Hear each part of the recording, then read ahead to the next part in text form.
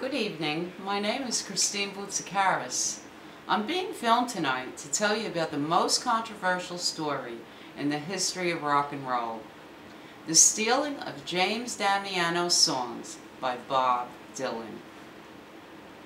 It's uncontested by Bob Dylan and his law firms, all five, that Bob Dylan and people in Bob Dylan's entourage have solicited songs, music and lyrics written by James Damiano for a period of over 10 years and 11 months.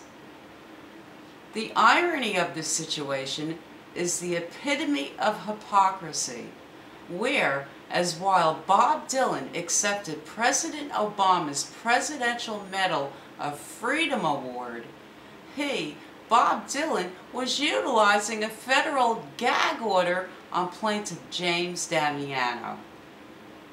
The gag order related to all discovery materials, including 50 hours of videotaped depositions, expert testimony, and blatant admissions of guilt by Bob Dylan's own witnesses. One would say this situation is reminiscent of communist China.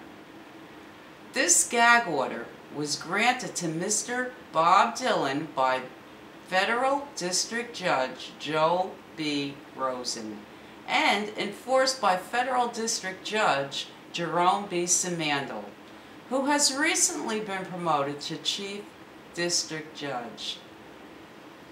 Dylan's lead attorney is Orrin Snyder of Gibson, Dunn and Crutcher, who represented both President Bush and Obama. He also represented the Federal Reserve.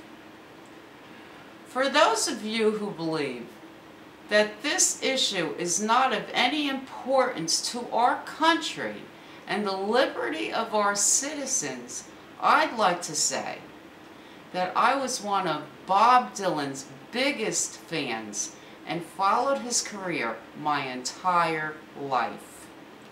After learning of his stealing of James Damiano's songs and the cover-up, I've lost all respect for him as an artist and a human being. Especially after learning that Bob refused to return James Damiano's entire song catalog after the lawsuit, songs that took James over 42 years of his life to write. One that comes to mind is, quote, "Racism, a diversion of reality. That the worst segregation in the world today is not between yellow, red, black, or white men, Muslims, Jews, or Christians, but between the rich and the poor."